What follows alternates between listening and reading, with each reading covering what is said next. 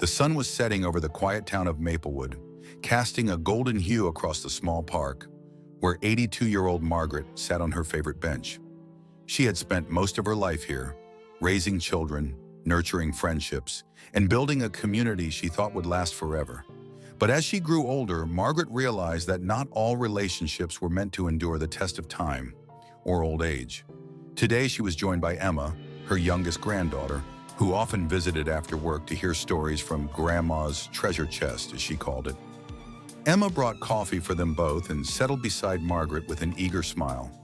"Grandma," Emma began, "you always say there are only 4 friends you can rely on in old age. What do you mean?" Margaret chuckled softly, taking a sip of her coffee before responding. "Ah, my dear, this is wisdom I wish someone had shared with me when I was your age. Let me tell you a story." When Margaret was younger, she had dozens of friends, people she laughed with at parties, confided in during tough times, and leaned on when life got overwhelming. Her social circle seemed unbreakable, like a fortress protecting her from loneliness. Yet as the years passed and responsibilities piled up, those friendships began to shift. Some drifted away naturally, while others faded under the weight of misunderstandings or changing priorities.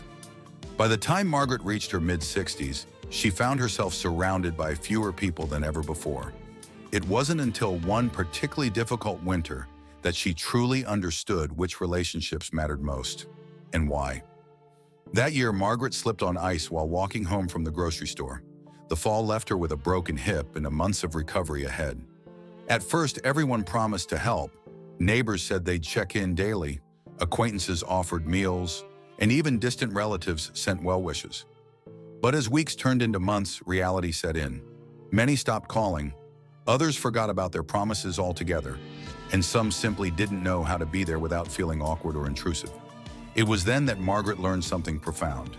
In old age, true friendship isn't about numbers. It's about quality.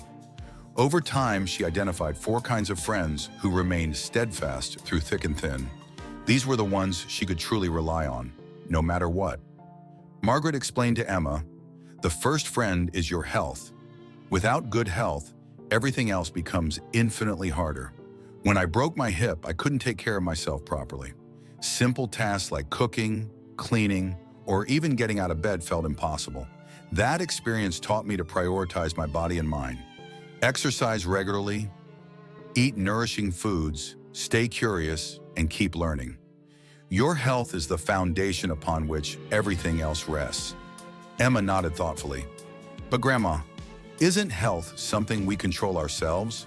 How is it a friend?" "Exactly," Margaret replied with a twinkle in her eye. "Health is like a loyal companion. If you treat it right, it will support you throughout your life. Neglect it, and it may abandon you when you need it most. Remember, you're responsible for nurturing this friendship every single day."